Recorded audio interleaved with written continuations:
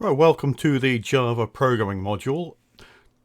So obviously you've had a chance to maybe have a look at the module specification. If not, then I've just repeated here the aims of the module, so you can see two main aims. We're going to be looking at Java programming, but you'll also notice it talks about software engineering. So the major component is Java, but there's no point in using one of the more powerful languages unless we start to really think a bit more carefully about how we're going to use it and what tools we might use. So we're going to see some sort of higher level software engineering aspects coming in throughout the module. So there's a sort of slightly more detailed overview of the module. So we're going to start off with this lecture and the next lecture, the basics of the language and classes there. But then we get into some other rather more advanced concepts there, composition, inheritance, polymorphism, things like that we're going to be covering through there, both in the spring term and then in the summer term. There won't be really any new material in the summer term, but there'll be some sort of lecture/workshop type things and some the assessment, of course, there. First of all, a word of warning. One of the great things about having done C before Java is that, as we'll see today, a lot of the basic syntax is very similar. So that's good news. The other main thing is kind of good news, but also it sounds a bit like bad news as well. But all these things, these are really powerful things, how you use interfaces, polymorphism, inheritance, composition there. They're really powerful concepts, so that's really good news. The downside is they're not just the same as learning a single line of code. You can't sit at a keyboard and just learn these things and do them well. So the good news is they're really powerful. You might think of the comparison between maybe a Formula One car and maybe a big, what they call an American muscle car. It has a big engine. We'll start off again with a drawing of a car. There's a drawing of a car. Big engine for an American muscle car. All it does is go in a straight line very, very fast, really. Want to do anything else with it, it's not really the best option. If you think of the Formula One car, of course, we've got lots of streamlining going on with a little driver sitting in there. We've got some wheels, we've got some front and back aerodynamic devices, if you call them in sort of more general terms there. They're quite complex things, but if you think what you can do with a Formula One car, you can drive very fast on very straight lines, on very straight circuits. You can go around very windy circuits, but it's a lot of effort. You need to think very carefully about how you design these aerodynamic devices, the design of the tires and the compounds and everything. There's a lot goes into there. The aerodynamics and the airflow over the car is very complex. So it takes a lot of effort to understand these things, but what we do is we get something that actually has a lot of power in reality, but a lot of power in the way we can apply it, as say, to different types of circuit there. And that's very much what we're talking about now. We're now talking about things that, okay, it takes a lot of understanding, which can be a bit of a downside early on. It's not just learning a bit of syntax, sitting in a lab, 5 minutes, yet we've learned how to do a for loop there. So a lot of these things do take time, but the advantage when we come to software engineering, i.e. producing something that somebody actually wants to buy and use, then they're really useful. So workload, it's a 15 credit module, so it breaks down roughly like this. You'll notice it's nominally 13 weeks of lectures on here, so we don't really have any new material in the lectures next term. There'll be more workshops there essentially there. We've got labs there, and critically, we allow for an extra 3 hours a week during the spring term of private study. You probably won't need that for the labs, maybe early on, although you might well need it later on, but you'll certainly need it to go over some of the concepts, to relate the concepts to the code there. And of course, there's a big assignment in there. And if you look at the thing, 71 hours for the assessment, so it's not something you're going to be able to complete in 5 hours there. And the good news is it's building on top of what we're doing this term in the lab. So we get the starting code for the assignment in the labs, and then you're going to build on that. So we can provide a lot of advice with your starting code, but you build on that for the assignment. You can work out of labs there. The tools are normally they were in GN169. Sadly, not this year. So the tools we've got are on the VDS, which you can use whenever in principle there. So those of you who are using the VDS for C, you can continue doing that if you feel that's the best option for you, or in fact even if you want to change. But then we're going to be using the Java version 11. The version's critically important. We need to make sure you get that right, or you'll actually fail the assignment because it won't compile under the right version. There's a problem there, and we'll be using, not in the first lab, but from the second lab onwards, we're going to be using Eclipse there. I'm not going to say too much about those now, because actually there'll be their installation guides for so you can put them on your own machines there. So as of week 1, there is the installation guide for Java. For Eclipse, we use that, as I say, in the second lab in week 3. So the installation guide for that will be available in week 2, which is possibly when you're watching this lecture by now. Recommended textbooks. I'm not going to go into a lot of detail of these either, because there's a lot of good books out there, and often for programming books it really suits your style. So I've listed these here, very good ones.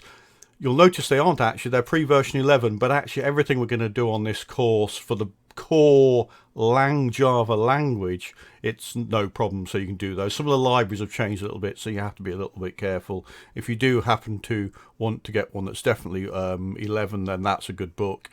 If you feel particularly comfortable with Java, and I mean with their concepts and not just the syntax, that is an incredibly good book, possibly one of the best actual programming books out there. But it is really for once you become comfortable with the language. So if you're very comfortable with Java, you're feeling very comfortable, then that's a good one. Probably after this module, if you want to take it a bit further there. And we're going to talk about software engineering books later.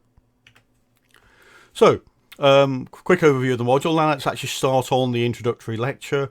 Couple of sort of like why are we doing object-oriented programming, why are we doing Java, that sort of thing. And then very much the bulk of this is looking at the sort of syntax, the basic syntax there. It's kind of a chicken and egg situation. We'd like to do the high level concepts, but actually until we've done the syntax you can't do that. It's actually a little bit tricky doing 1 or 2 bits of syntax without understanding some of the higher level stuff. So I say that's sufficiently big. There's no simple linear way of learning some of this stuff. But the good news is we're going to see, as I say, it's very similar syntax wise to C for a lot of the basics. So for our classic Hello World program, it's not too bad getting that going. So why object-oriented programming? Well, people talk about it being a natural way of thinking about things. Going back to the sort of car things, we don't tend to think of abstract things like turning left, turning. What does turn left or turn right mean? If you're walking, then the action of turning left or turning right is radically different to what you would do in a car. If you're steering left and right in a car, or if you're actually in a rocket, then steering a rocket, again, it's quite a different thing to what we do with a car there. We're thinking about the object. In order to make sense of the actions, we tend to think about how they apply to particular objects. And that's really what object-oriented is about. We think about the object first, and then the actions associated with it. So people talk about it encouraging clean abstraction. We'll talk more about abstraction, but essentially it's a way of saying, right, let's not just think about a very, very specific make of car. How can we design maybe a car or a program to drive a car maybe that actually works across lots of different cars, and rather than being very specific to a particular make and year of car, we're abstracting what we're doing to work more generally than that. So if you're lazy, we've actually said before, being a lazy programmer can be a good thing. If you're thinking and being lazy typing, that can work very well. So what we want to do is, bad programs repeat the same code lots and lots of different times. And of course that means you have to type it potentially lots and lots of times. So if we can spot ways where we can reduce that, produce fewer lines of code, abstract things more, it produces not just things which are actually easier to write, providing we think about them early on, it produces things which are actually quite flexible and quite robust. And it makes things more data-centric. We start thinking we did that a little bit with the algorithms. We start to think about the structs and what we want to do with them. We're particularly doing that now, and we're linking together. we've still got lots of functions, but we're linking those very closely with the data and how they work on bits of data. Lots of languages there. We're certainly not going to do C++ because it's a bit of a nightmare there when you're learning an object-oriented language, but there's lots of very good OO languages out there. And if you've learnt one of these, the other ones of these before, then actually you've hopefully got a little bit of the concept, although almost certainly not them all. So why Java if we're going to do it? Well, it's a free object-oriented language, so it's an object-oriented language. Great, we need that. It's free there.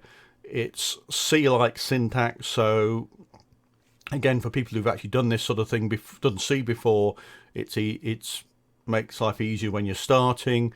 It's certainly easy. It's not an easy language to learn. It's not that C++ is okay to learn and in Java's easier. It's actually that C++ is actually quite difficult to learn, to get all the ins and outs and get a good understanding. Java is easier than that, but it's still an OO language, an object-oriented language, so it's still tricky. The virtual machine is a brilliant concept and brilliant in reality, but we'll talk about that a bit later in this lecture there, so that's a really good plus. It's write once, run anywhere, or it says there, sometimes write once, debug everywhere is a kind of a thing. But it's portable, which makes life, if you think about what you would see, you can't be that portable.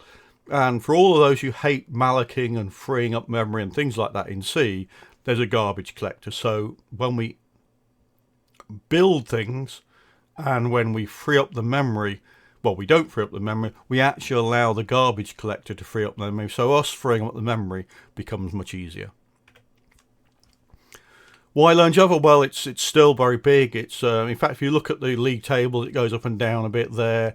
Of course, what you have to bear in mind is when we're talking about language popularity, we'll see some of the league tables, Java, Python, C++, these things. They go up and down a little bit in popularity, but overall, the amount of software engineering is increasing. So even when you see one of those decrease, maybe C++ has gone down slightly there, actually the amount of C++ that's being done might still have gone up, even though proportion-wise. So they're all very popular language. They're all very good for sort of employment security. That's not the overriding reason for using it on the course, but we wouldn't want to use a language that's totally useless from the point of view of application to employment there.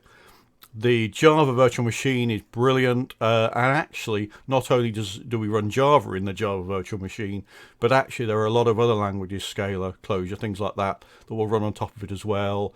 And it's using Android, and in fact I would encourage most of you to sort of skip over these words really, but if you're particularly interested in different languages and you're always looking out for different languages to learn, then of course Clojure, Scala are worth looking at, and actually Kotlin runs on top of the JVM, so at some point you might want to have a quick look at that if you've got a spare moment and you want to kind of figure out how it works slightly differently, but it basically works on top of Java, if you like.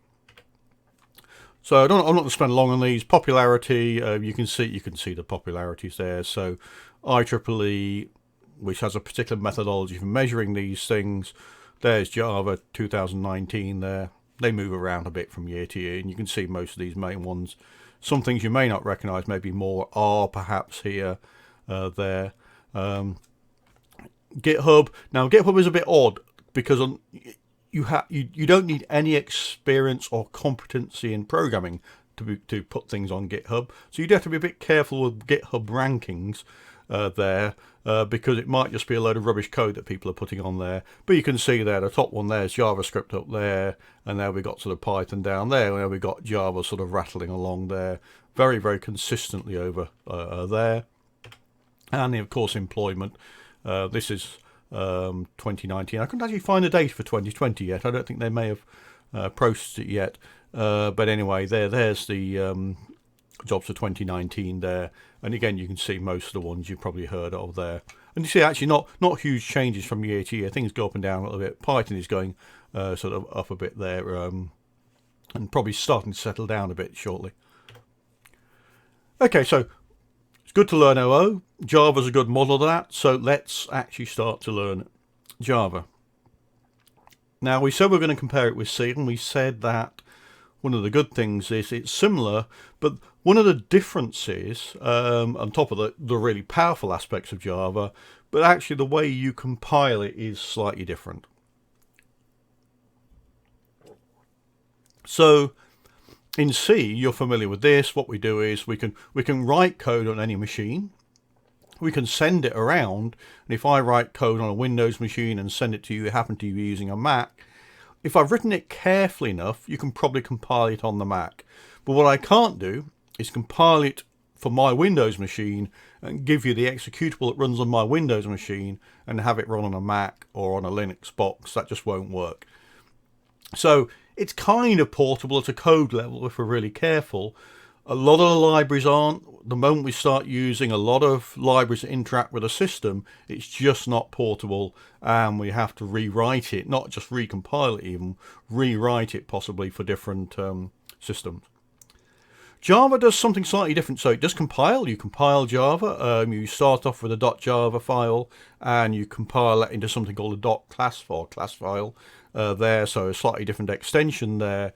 But what it's doing, it's producing something called bytecode.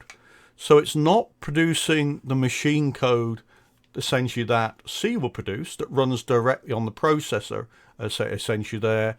What it's doing is producing bytecode, and so when you start trying to run that, what you're actually doing is you're actually starting a Java virtual machine, which then interprets and runs the bytecode. And what that means is I can now write a bit of Java on, say, a Windows machine. I can compile it on a Windows machine so it runs on the Windows machine. So that class file, we can distribute that class file. It will run on a Windows machine. But you can take that exact same file and it will run on a Mac. It will run on a Linux box without any problem at all. Of course, you don't get that completely for free. Somebody somewhere has gone and written a JVM, a Java Virtual Machine, for these different ones. The Java Virtual Machines, somebody has had to implement them for different things. But once you've got those, and they're available for a wide variety of machines, then we can write it, compile it, and we can have, it's a very tightly specified language. The variables are very tightly declared. So a lot of the errors you might get in a very loose language are spotted at compile time. So if it does compile, then we've trapped a lot of bugs already, and you can be confident once you've got the compiled version, you can distribute it, and it works on lots of things. And if you like that in diagram form, what we're doing there is so there's our Java code, our source code, if you like. That's what we're typing in to. Initially, we'll just use a text editor in the first lab, but then we're using an IDE after that. You run the Java compiler, Java C it's called. Of course, with an IDE, we'll see after the first lab, it does the compilation almost automatically itself there. It compiles into this bytecode, this class file, and then we can put that on any of these three JVMs. There are more than that actually, but there's the main three ones. So it's these JVMs that are interacting between the operating system and this platform to allow us to run this, and they're interpreting the bytecode to allow it to run there. So it's that we've got a nice bit at that level there where this is a bit we're concerned about really with programmers there, and once we've done that, we can then transport it around. You can make system calls, you can list directories, you can get list of files in directories, and have confidence that will work the same on different operating systems. So what does Java look like? Well, not surprising, it looks a bit like C, but let's actually have a look then. Obviously in the first lab we'll get a bit of experience with compiling it, using a Java virtual machine, running it. But what code are we actually going to start to put in those first few Java files? Well, a reasonably familiar set of basic primitive types. In fact, there are 8 basic data types in Java there. As we see when we create classes, a class is like a data type. Well, it is a data type, but it's not a primitive data type. So when we start to create classes, particularly in the second lab, then we can create tens of thousands, hundreds of thousands, millions of these things there. But there are only 8 basic primitive data types there. So you'll be familiar with, of course, with some of these int, float, double we've seen there. There is a char data type, which is to represent characters there. There's also some variations on integer type ones, byte, short, long. So if you notice there are 7 lines there. I promised 8. There'll be 1 coming in a minute. And so we've got those sort of 7 to choose from. Of course, int, float, double you'll use a lot. Char you'll use a lot. And if you like guessing which order these are in, you can even maybe guess what the size of the integer types there. So we've got byte, short, long, int. If you want to play it guessing what they are, you might want to pause this for a second because I'm about to tell you there, but you might be able to guess what size these things are. So int is a 32-bit int, or 4-byte as some people might call it. So byte starting from the bottom is 8-bit, short is 16, int is 32, long is 64, going up like that. So you could there is some flexibility there. Of course, a lot of the time we'll just declare an int, but you can be careful about that. We have some massive electromagnetic simulation codes where actually we like to go down to declare if we can be confident it's not going to go too big, we can actually declare things as essentially as a byte rather than int. You're actually saving 3 bytes for each of those. It doesn't sound very much, but if you've got a few billion of these things, and we do, then actually you can save an awful lot of memory. Good news, it's not a primitive type, but actually there is a class in Java called string, and it is such an important one. You use strings all over the place that actually they developed an extra way of dealing with strings in Java. So when we come to classes in the second lecture, you will see how we deal with classes. It is a class.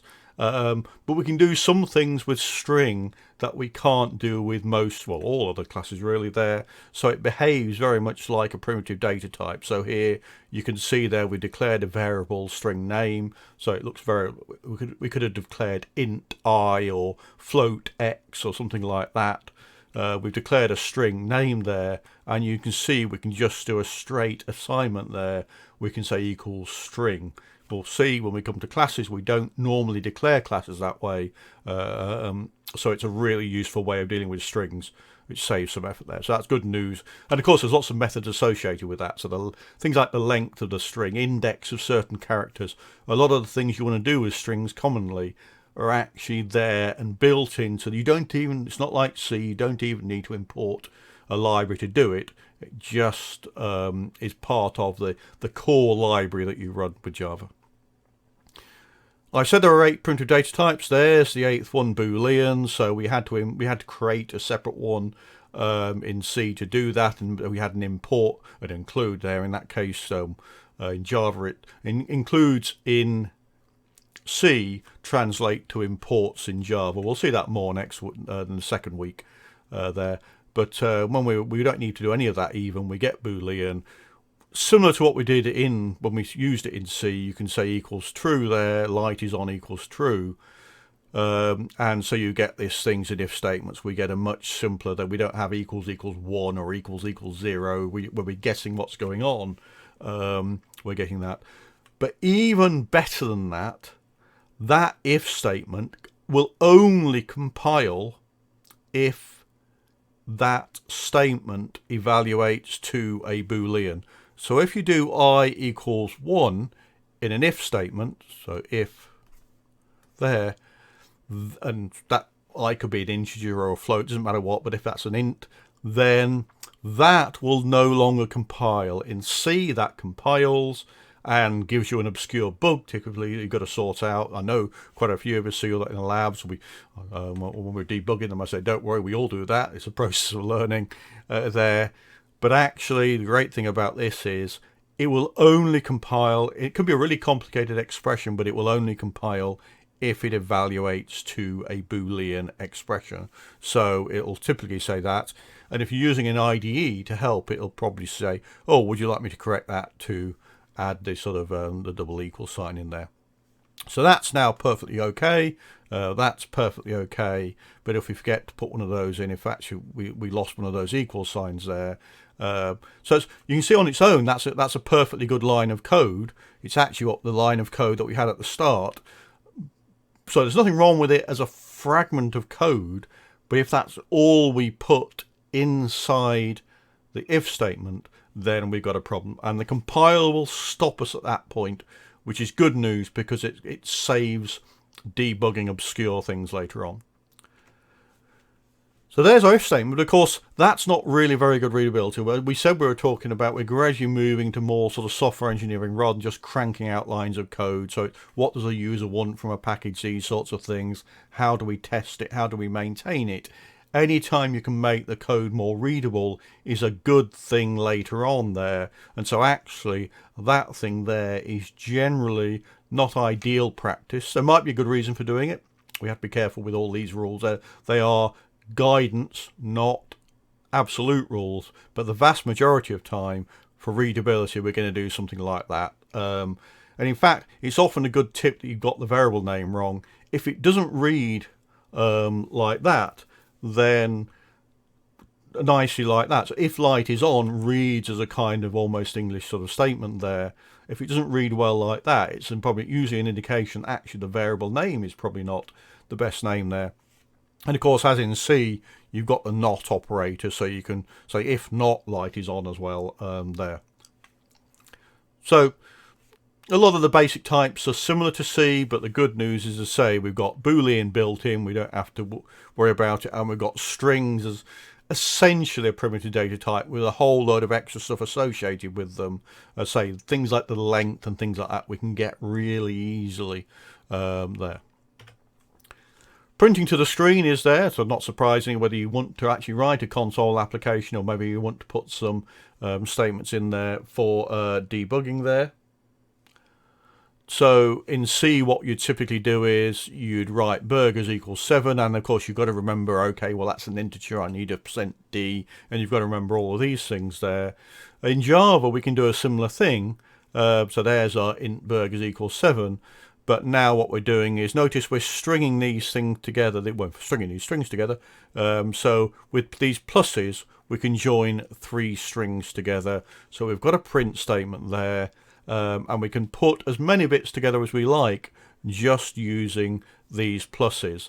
And it doesn't matter what the type is. Notice we've got string, so we've got some characters, we've got an integer, and then we've got some more characters, in this case only 1 there.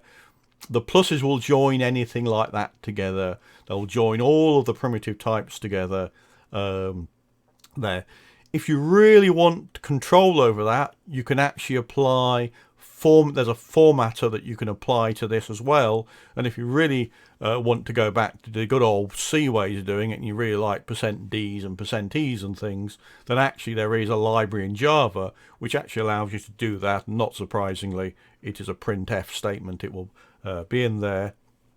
But there's various different versions you can do that. So one thing there's a problem, that new line character varies from operating system to operating system. So actually, rather than trying to second guess where it's running, you could just use the print line or print ln statement there. So essentially we've got most of what we had in there without the new line. This will put the new line character on, and it will know what system you're running on, so it will do it correctly there. It's worth noting actually that isn't the ideal name, because actually you might have guessed what burgers is, but what do we actually, if you think about what do we actually mean by burgers there? Do we mean 7 beef burgers? Do we mean 7 veggie burgers? Do we mean the number of types of burger there? Burgers is actually not a very good variable name there. It probably, if you saw burgers, you'd probably guess it's a collection. It's an array or something that contains various of those. So actually, you'd be better off with a number of burgers as a name there, and then you can use burgers for something else. But again, we might also change the output as well to make it clear what's going on there. But number of burgers or n burgers or something like that. N burgers is okay, but number of burgers is much more readable. A lot of the control we get very similar to C. So for example, there we've got a mark, 72% presumably, although we don't know that. That might be a comment, or it might be a reason to change the variable name to mark in % or something, if we really thought that was a useful thing to do. We want to convert that to a grade there. So if statement seems like a good way of doing that. So in mark greater than or equal to 80 or greater than or equal to 70 or 60. So exactly the same thing you'd see in C. We've got if, we've got if else, etc. there, and of course we can print it out grade and grade there. And notice we're joining two strings together there, no problem. And again, just to emphasize, there we've got the greater than or equals to. Perfectly okay. That evaluates, that compares, in this case, one int to another int, evaluates to a Boolean. Perfectly okay. If we scribble that bit out, which of course will produce a bug in the code actually there, but that's also perfect. That also compiles okay, because we can test to see if mark is greater than 80. Where we've got problems, if we accidentally forgot the greater than sign, that would be a compiler error if mark equals 80. If we really want to test to see if mark equals 80, of course we have to put the second equal sign in there. As I say, beyond that, the if statements work very much like they do in C. Switch, again, we probably haven't used those very much, but similar thing. So we've got an integer day. We'd like to convert that integer for the second day into a string to represent that. Switch statement's a good way of doing that. So we switch on the integer, and depending on whether it's 1, 2, 3, 4, we choose a string to represent that. Slightly bizarre week this, if you're thinking in terms of weeks, because there's a default and everything else is invalid, so it seems to imply we got a 4-day week there. But of course there might be reasons for that there to do with the context. We often use the word domain, so DOMAIN, to talk when we're talking about the application area. We've used this a little bit before, but just to emphasize it, when we're talking about the domain, that's we mean the context of what we're actually running this thing in there. But we can use switch statements again very much like we do. And notice we've got this very nice string thing here. We don't have to worry about allocating any memory for them. We don't have to allocate a character array or anything like that. We can just declare a variable up there, day string, and when in fact you might not even call it that. Typically you probably won't include the word string within the variable name in normal code, but here, just to be clear, we've got day string equals Monday, perfectly valid line of code. And of course what it's doing is it's taking this string and it's storing it associated with that variable there. While statements, again, very similar. So we can declare an integer, we can loop over while the count is less than 10, we're just printing it out and we're just sort of summing it there, so it will display that sort of output there. So while statements, again, very similar to what we saw in C. For statements, again, very similar, although when we look at arrays in a minute, turns out there's a variation on for statements that actually is incredibly useful for arrays. But let's just look at the basic syntax. We use a normal for statement in Java quite a lot. So here we declare a sum equals 0, int I equals 1. We're going to increment I, and each time through we're going to test if it's less than or equal to 10. So it will just sum those, and we just sort of print the sum there. Notice we are doing sum equals sum plus I. As with C, we can do the same. We had sum plus equals I. That works fine there. So if you want to make it a simpler thing there. Good practice though, we've declared that integer in there. You could declare the int I before the loop. It would compile, and then you wouldn't need that in there. And you might be tempted to do that way. You're maybe going through, it might get partly through, and you want to figure out how far it got before it breaks out of the loop. That's bad practice. What we actually want to do is we want to declare it as it's written there, and if you need to store that, store it in another variable that's well named. So last record processed equals I would be a possible line you put in there, and then when you break out of it, you can use the variable last record processed. Much more obvious. Okay, I said array is going to be a useful thing, and we can a bit more powerful. So just a reminder, so what we do in C, we've got several ways of dealing with arrays. So that was usually the sort of first way people see there. So we can declare an integer array of size 5. Of course, what we're actually going to do typically, we're actually going to normally declare maybe a size 5 up there, and we're going to use that size inside there. So when we loop over it in a loop, we don't want to see magic numbers, so we really don't want to see these 5s floating around there, which is why I might define size. And so your for loops, rather than I less than 5, you'd have I less than size is much clearer. So we can write it. It's perfectly legal to write that. We could, of course, declare a pointer, and we can malloc some memory, or we can actually declare the array and then explicitly assign values to it there. So Java, we only really see 2 of those. We see there's our explicit assignment, looks very similar. We've just got the brackets. There's our type, it's an integer array, and then we give it the variable name. So we see a much cleaner split there in Java with how we declare that. But the main way of doing an array is more likely to be this top way there. So you can see it looks a bit like we don't have to fiddle around with the malloc at all now. We can just say, well, it's going to be of type integer. It's going to be of size 5, although again, we might think of using a constant there rather than the 5 there. And notice we use this new word. So new works very much like a malloc, but that's all we need to do. We don't need to think about the size of the int or anything like that. We can just create a new integer array. And that means for any of the classes we're going to have later, you can have arrays of anything, any type, not just the 8 basic types.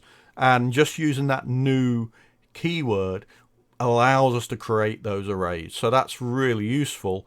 But in principle, we're doing the same thing as we did before. What we're doing is, on the right hand side, we are creating the array, and on the left hand side, we're declaring a variable, defining a variable that's going to actually use to reference the array. But I say they're better because they're arrays and we're now dealing with classes and objects. We get a whole load of extra stuff. So for our array, for free, we get things like length. We can explicitly type that line of code. We don't have to work out what the length is. It'll just work all that sort of stuff out for us, and we can use that there. So when it comes to actually accessing them, first of all, we can use a similar thing to what we saw in C. So I've just declared an array there with 5 values. So the for loop looks very similar. There's our for loop. We're using a variable I equals 0. We're iterating over I. And again, we're going less than the array.length. So again, we don't need to remember how many values we put in the array, how we declared it. We can just use .length, and it will always be correct. It will always go over the maximum size there. And notice it's like C. So I is 0 to size minus 1. So we're doing less than the length, not less than equal to the length. And we access it's exactly the same as C again, the variable, the array name, and then I inside that. And there's a brilliant way of doing it on the bottom of the screen, but actually not to minimize the importance of the top way. We use that first way quite a lot. So that first way of doing it, that way up there, is something I'd say we use a lot there. Nothing wrong with that. Only use it though if you actually need to make use of the I. So we use the I to iterate over it. If you need to know what value I is, i.e. which one you're going over, then that's a good way of doing it. But if you don't need to know that, and all you really need to do is get each value out of the array in term, there's a much better way of doing it. So there we declare an array as before. And then we've got this slightly odd syntax for the for statement, which is very different. So the colon in there is really important. What we do is we put the colon in there, and then we give it the array name there. So the compiler looks at that and it says, right, there's a colon, there's the array name. Right, I know your array has a number of elements in it. I'm going to give you each of the elements in the array in sequence. So rather than having to bother with all this stuff up here where we have I++, I less than length, all that sort of stuff, we don't need any of that. That colon and array gives us that information, and it says, right, I'm going to give you this element by element.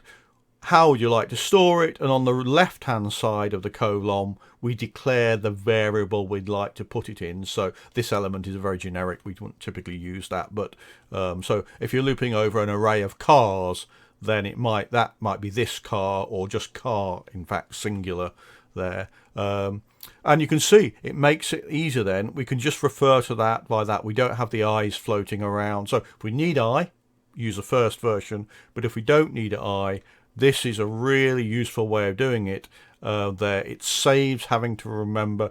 And in fact, in an IDE, when we get to week 2, or the third week of the lab, then actually the IDE will actually prompt us for this format, and it will actually help fill this in for us. Often referred to as for each. So if somebody talks about a for each loop, they are talking about explicitly that way of doing it. For each element in an array, do something with it. Whereas we would still, so if somebody refers to a for loop in Java, they actually could be talking about either of these ways of doing it. But if it's for each, it's the second way. Okay, so finally, let's finish off just with working towards our Hello World program here. And this is our Hello World program. So if you compare it to C, and the lab script actually has a C version, just to remind you there, it's very similar, except it actually has one line fewer, in fact, because the standard input and output are actually included in Java by default. So first thing to notice, and the critically important thing, is we've declared a file, or we've built a file called helloworld.java. Whenever you build a file in Java, you have a class inside it, and the name of that class has to be the same as the name of the file, and it's case sensitive as well, so we need to be careful there. So, and of course, when we create these things in an IDE tool, it helps us do these things. We give it a name, it puts a lot of this code in automatically, but we need to be careful there when we're starting. It's an important rule in Java. So we can have 30 files for an application. Each of those files would have a name, and inside each of those files there will be a class with the same name as the file. Compare that with C, where you can do it sort of arbitrarily. You can bung it in any files you like, and you can't necessarily tell from the file name what's inside it. So there's a little bit of help there.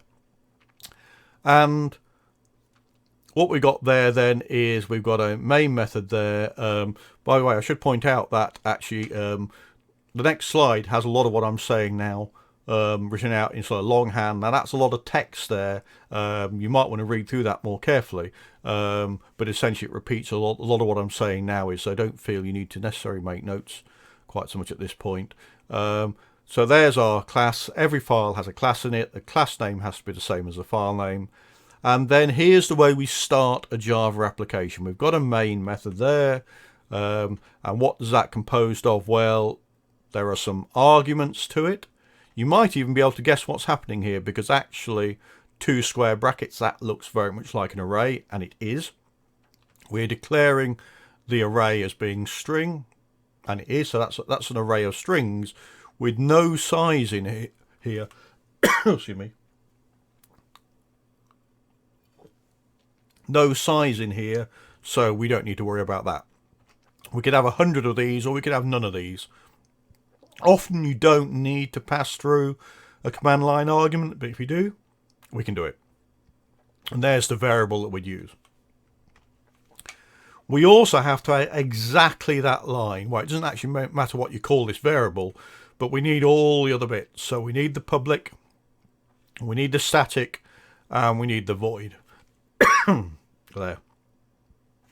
And that's really important, because if you don't have that, it won't find your main method. It won't be able to run the application. Of course, this is just hello world, so it just prints something out there. Now, a word of warning, we're going to see this more than once, but that static is not a common word in Java. There are times when we use it, but most methods and functions and most variables will not be static. So I'll warn you about this again. When you use an IDE, one of the downsides to using an IDE, you might create some variables. Depending on the way you do it, it might say, oh, there's a compilation error, you've declared this function a particular way.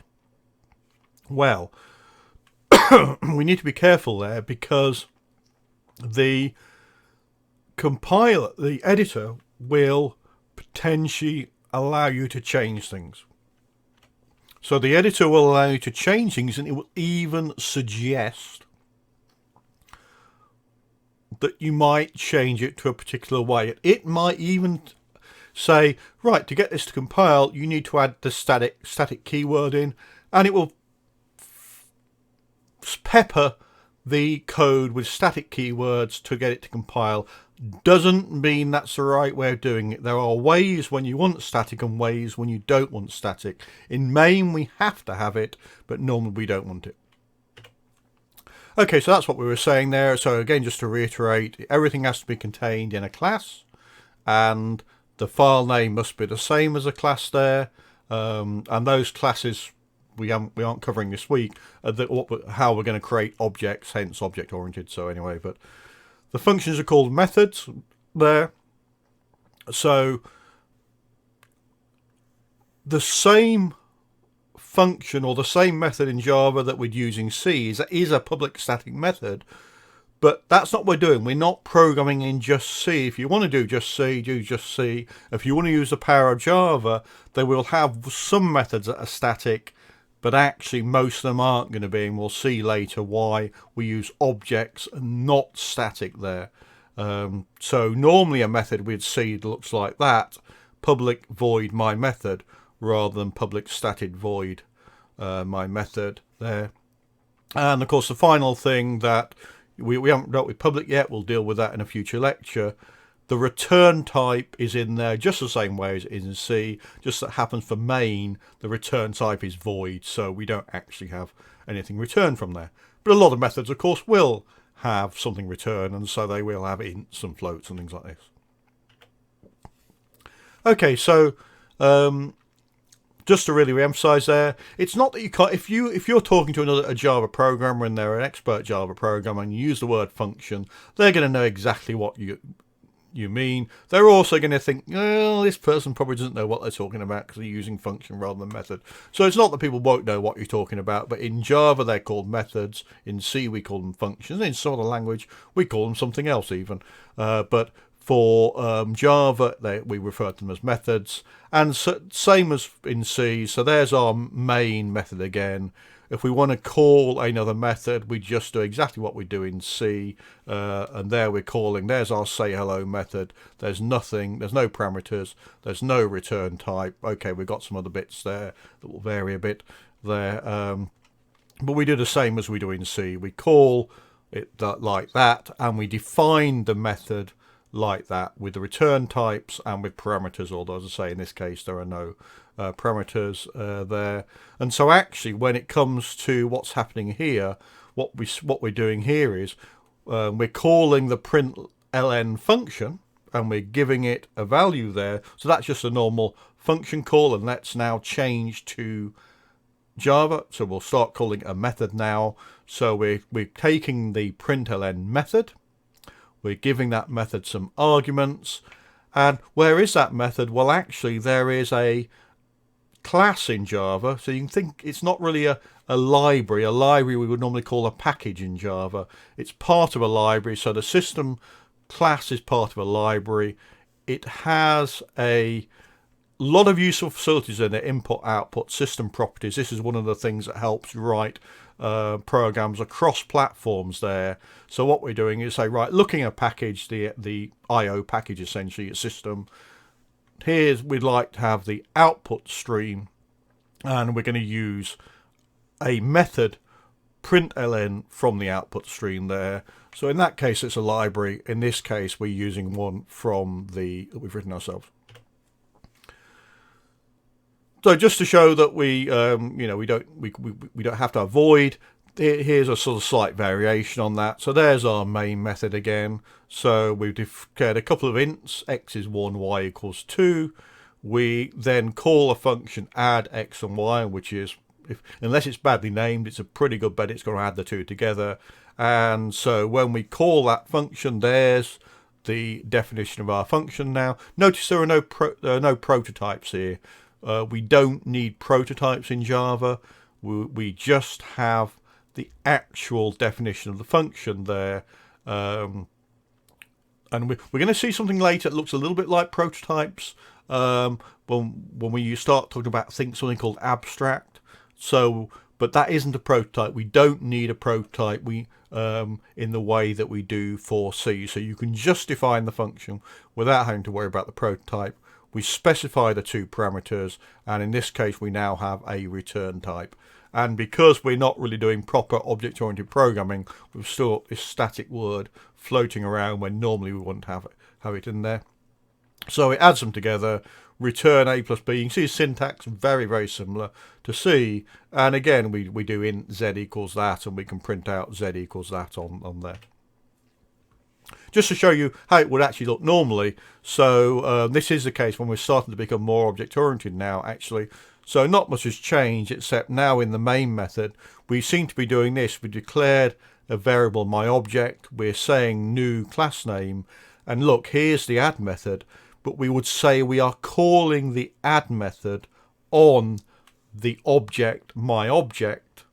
And it will then run and call the method. And notice we've lost the static keyword out of there. So we're not going to see too much of that the first week until we move on to classes in the second week's lecture and the second week's lab. But that, just so you've seen how it should look.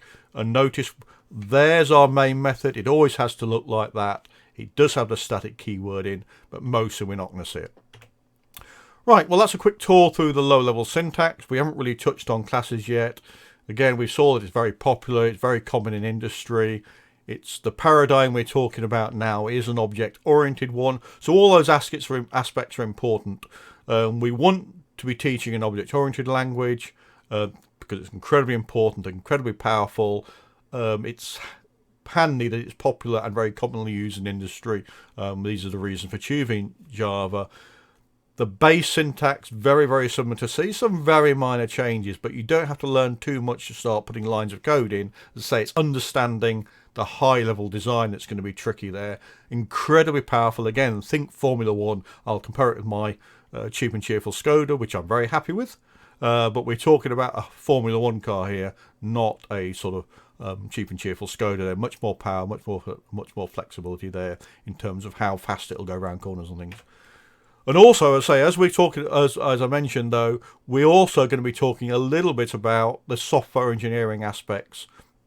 How do we know what our program should do? So as we go through, we'll also be thinking a little bit more about, okay, what does the user actually want out of this? How do we test it to satisfy what the user wants there?